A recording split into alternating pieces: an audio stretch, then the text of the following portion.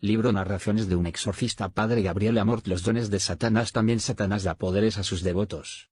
A veces, como auténtico mentiroso que es él, los destinatarios de tales poderes no comprenden de inmediato la proveniencia de los mismos, o no quieren comprenderla, demasiado contentos con estos dones gratuitos. Así puede suceder que una persona tenga un don de previsión, otros, con solo ponerse delante de una hoja de papel en blanco con una pluma en la mano, escriben espontáneamente páginas y páginas de mensajes. Otros tienen la sensación de que pueden duplicarse y que una parte de su ser puede penetrar en casas y en lugares incluso lejanos. Es muy común que algunos sientan una voz que a veces puede sugerir oraciones y a veces otras cosas. Podría continuar la lista. ¿Cuál es la fuente de estos dones particulares? ¿Son carismas del Espíritu Santo? ¿Son regalos de proveniencia diabólica? ¿Se trata simplemente de fenómenos metapsíquicos?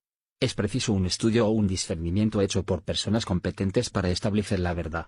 Cuando San Pablo estaba en Tiatira, era seguido continuamente por una esclava que tenía el don de adivinar y con este don, producía mucho dinero a sus patrones. Pero era un don de origen diabólico, que desapareció súbitamente después de que San Pablo expulsó el espíritu maligno. HCH 16:18. A título de ejemplo presentamos algunos trozos de un testimonio firmado por Erasmo de Bari y publicado en Rinnovamento Dei Spirito Santo, septiembre de 1987. Las observaciones entre paréntesis son nuestras. Hace unos años, tuve la experiencia del juego del vaso, sin saber que se trataba de una forma de espiritismo. Los mensajes tenían un lenguaje de paz y fraternidad. Nótese cómo el demonio sabe enmascararse bajo apariencias de bien. Después de algún tiempo fui investido de extrañas facultades precisamente en Lourdes, mientras cumplía mi misión. También esta circunstancia es digna de tenerse en cuenta. No existen lugares, por más sagrados que sean, donde el demonio no pueda introducirse. Tenía yo las mismas facultades que en parapsicología se definen como extrasensoriales, a saber, clarividencia, lectura del pensamiento, diagnosis clínicas, lectura del corazón y de la vida de las personas tanto vivas como difuntas, y otros poderes.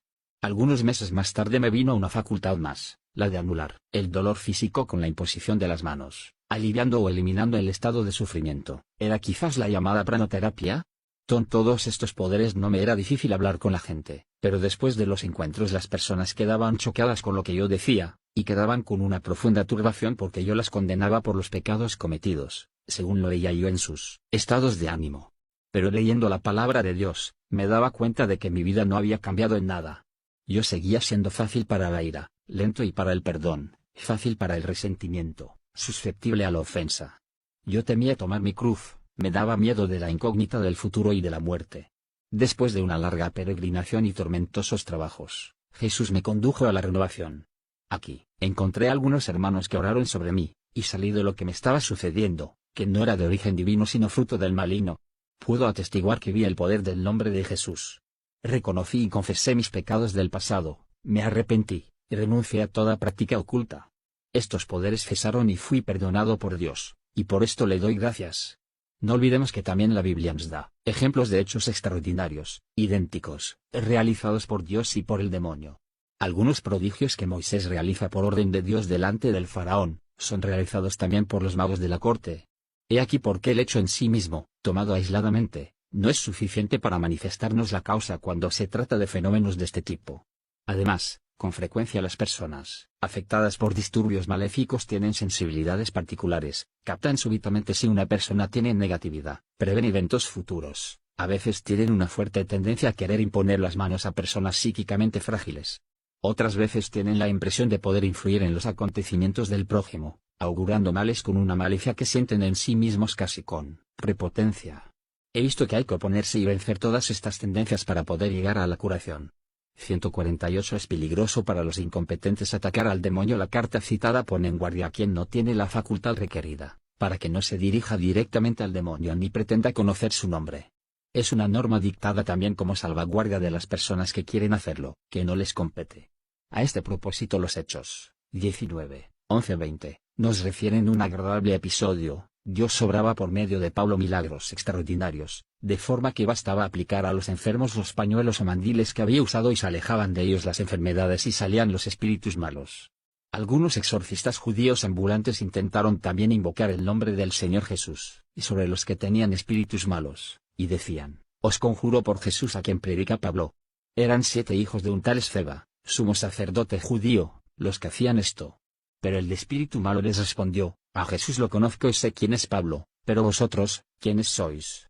Y arrojándose sobre ellos el hombre poseído del mal espíritu, dominó a unos y otros y pudo con ellos de forma que tuvieron que huir de aquella casa desnudos y cubiertos de heridas. Llegaron a enterarse de esto todos los habitantes de Efeso, tanto judíos como griegos. El temor se apoderó de todos ellos y fue glorificado el nombre del Señor Jesús. No pocos de los que habían creído venían a confesar y declarar sus prácticas. Bastantes de los que habían practicado la magia reunieron los libros y los quemaron, delante de todos.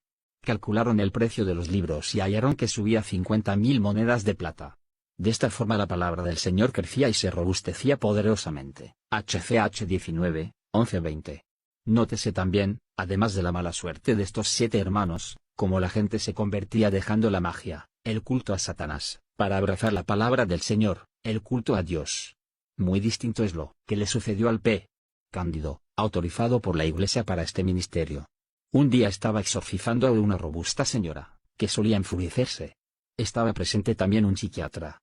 En un cierto momento la señora se levantó de la silla, giró sobre sí misma como hacen los lanzadores de disco para coger fuerza al lanzar el disco, y lanzó con todas sus fuerzas un puño que golpeó al exorcista en el temporal derecho. El ruido del golpe resonó en la amplia sacristía, el médico acudió preocupadísimo. Pero el P. Cándido prosiguió impertérrito su exorcismo, sonriendo como de costumbre. Al final dijo que había sentido como si un guante de terciopelo le hubiera acariciado el temporal. Evidentemente había sido protegido por el cielo, y no dudo en decirlo, de forma extraordinaria. Conclusión: al llegar al final, me parece haber dicho demasiado poco en comparación de lo que podría haber dicho, pero he querido escribir con una finalidad práctica los frutos de una experiencia directa, como hoy no he encontrado en ningún otro libro. Espero haber prestado un servicio a cuantos se interesan en este tema. Sobre todo he tenido presentes a los sacerdotes, que deberían tener todos por lo menos un mínimo de conocimientos para saber, en los casos concretos, cuándo se debe enviar una persona al exorcista porque existen motivos para sospechar una presencia maléfica, y cuándo por el contrario sería inútil tal recurso. Ya lo he dicho, mas debo repetirlo, es muy importante. Como mi experiencia personal debo agradecer al cardenal Poletti por haberme dado este encargo tomándome de improviso, encargo que he aceptado con los ojos cerrados. Ahora veo en esta facultad que se me concedió sin ningún mérito mío, un complemento de mi sacerdocio, así como celebro misa, predico, confieso, cuando es necesario hago exorcismos. Tengo la posibilidad de ayudar a muchas personas que sufren, a quienes a menudo les basta una palabra de comprensión. Me sentiría sacerdote a medias si no tuviera esta posibilidad que, aunque de uso excepcional respecto a las demás formas de ministerio sacerdotal, hace parte de la pastoral eclesiástica ordinaria.